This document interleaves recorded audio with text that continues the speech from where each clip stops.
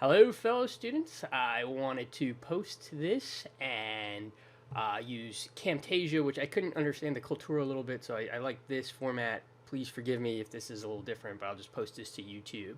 And you can also see my face, uh, even though it's not personal interaction, which I know most of us crave at this point.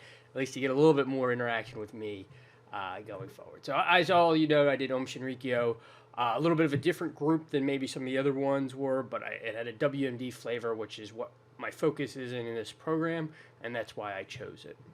So again, overall agenda, about 5 minutes, background history, the conflict mapping to talk about who are the main players, what were the objectives, how did the group adapt. Then go into the OM and WMD, which is, again, a little bit of a focus area for me personally, and then lessons learned. So background on OM, the origins back in 1985, 1989, and just for those of you who are maybe not old enough, OM is famous for the Tokyo subway attack in 1995, the first use of nerve agent, which is a more lethal type of WMD to actually kill people, civilians on a mass level. So that's why I chose it, and that's why it's well known. Origins were really a yoga studio. It didn't have any intention to be a cult. Didn't have any intention of being a use of WMD when it started. It really was the brainchild of Shoko Asahara, who started it. Who was essentially a con man. He was arrested for selling fake prescriptions. He tried other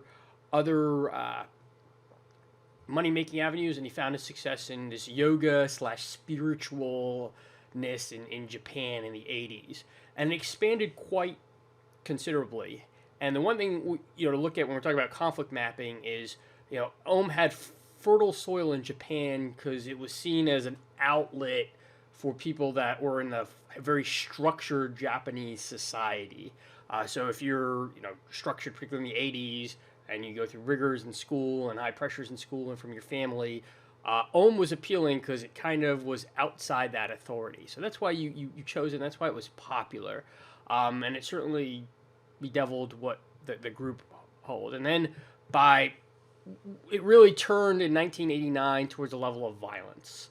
And this is probably where the group went from just cult, spiritual enlightenment to an actual terrorist organization.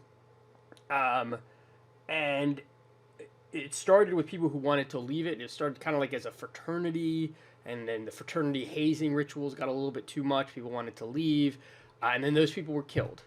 And then the people that tried to rat on the group were killed. So you see this really paranoid focus of OM going forward. And then it really lost in the election. The elections, it was big enough to actually compete in the Japanese Diet, but it really was...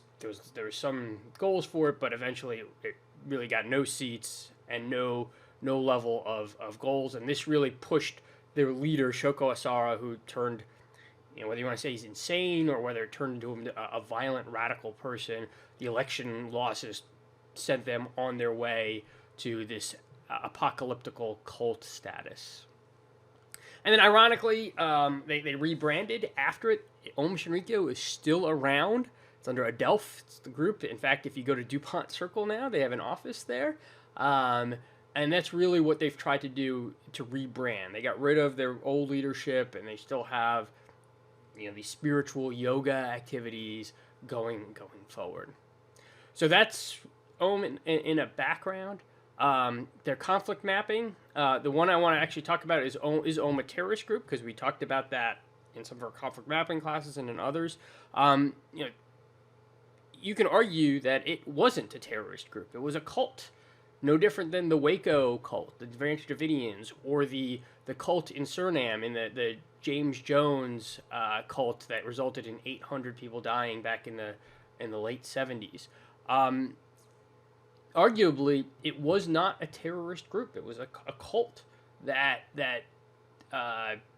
essentially was a self-suicide pact. But again, I believe it's a terrorist group for two reasons. One, the brutality of their attacks. They didn't just kill themselves like Jim Jones, and essentially didn't just commit mass suicide like the Branch Davidians, but they tried to kill Japanese civilians who are outside essentially the locus of conflict. Yes, they were brutal, and not all groups that are brutal are terrorists, but the fact that they went and tried to target civilians is what I think crosses them into a terrorist organization. And the second thing is they had a political goal. Yes, they had a religious goal, they had an apocalyptic goal, but they also wanted to achieve some sort of political standing in Japan that was denied to them, which is what makes them a terrorist group and separate from, again, the Branch Davidians or other cult groups. The main actors, again, in this conflict mentioned is the Japanese government. Japanese government was seen as the adversary for Aum Shinrikyo, as cracking down, and then as Aum became more violent, they became, the Japanese government became more intrusive on them, and that's what caused the eventual mass casualty attack in 1995. So that's the main actor. Second main actor is the Japanese political establishment, which I think is a little bit different than the government. In the United States, again, the political establishment wouldn't be the government. It would be, the Democratic Party, the Republican Party, the Washington Post, the New York Times. Those would be considered the political establishment. So it's different than the Japanese government. And the political establishment was a focus of Aum Shinrikyo. That was a focus of many of their assassinations. That was a focus amongst anyone who criticized the group, the legal community that criticized the group, the people that said that they were just crazy. They became targets of assassination, and I'll talk about that in a second. And then finally is Aum, and their objectives have changed as the organization changed. Again, their initial phase was sign up members. Before they became violent. It was just to expand, to increase their donor base and increase their membership.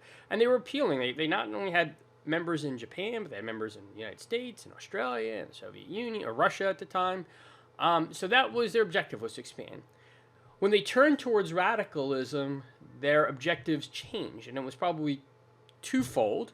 One, there was an overt gain political power in the Japanese Diet, but then they had a more sinister assassination program that didn't come to light till afterward, that actually forced them to radicalize. They targeted members who left. They targeted the families of members who left. They targeted the lawyers that the families enlisted, and that's really what forced them into a level of violence and started to go down this path. Then the third phase of the WMD use, their objectives changed overtly, or what they said was, in order to be a chosen one, they needed an apocalyptic goal, just like many cults, and that's what forced them into their WMD use. But then, that was their kind of their overt reasoning. But what I really think it was just the goal of Shoko Asara, the head of Aum Shinrikyo, to just maintain his power, even though it essentially led to his suicide. Same thing that David Koresh had at the Branch Davidians, same thing that Jim Jones is. Mass suicide was a part of your last thing you can do to stay in power. And that's what I think the WMD use stemmed from. And then finally the rebranding, as I mentioned, it was to get rid of the old powers but still maintain the status, and Aum is still around in 2020. So I just want to talk about WMD use, and I bring this up because some of you might some of you might be too young to remember this, but Aum's use of WMD became kind of a catalyst for, what if Al-Qaeda uses it? What if ISIS uses it? That's why we need to invade Iraq, because of the WMD use of Aum Shinrikyo. If Aum can do it, why can't Iraq and Al-Qaeda do it? And that's a big reason why we've spent billions, hundreds of billions of dollars on various WMD programs in the Department of Homeland Security. It's arguably why we went into Iraq back in 2003, because we feared that the terrorist use of WMD was there, and if Aum could do it, ISIS and Al-Qaeda can do it. But that logic is specious for several reasons. And the question is, why was Aum use it, not Al-Qaeda? And there's several reasons. Aum had massive financial resources, $500 million at their access. Al-Qaeda and ISIS never had those resources. Aum had ease of targeting. which means that they, unlike Al-Qaeda or ISIS, which has their home base in Yemen or Syria or Afghanistan, they would need to transport material overseas to conduct an attack in New York or in Europe. Where they set up their WMD, wasn't. It was a lot easier. And then finally, the government had a hands-off approach. You could never imagine that with Al-Qaeda. So the key events, again, had used WMD in the assassination role, but really the March 20th Tokyo subway attack resulting in 15 killed, possibly thousands, is what sold, what made famous. And then just lessons learned. I just want to emphasize that first point. Again, was used as an example. It's much too easy to use WMD, but the exception kind of proves the rule in this case.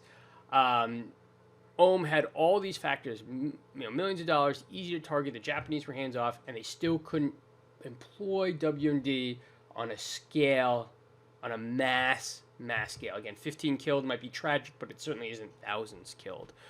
So that's the one thing I just wanted you to take away from this, is that was able to very difficult to employ WMD, and they should be used as the exception that kind of proves the rule. So if there's any questions or issues, let me know.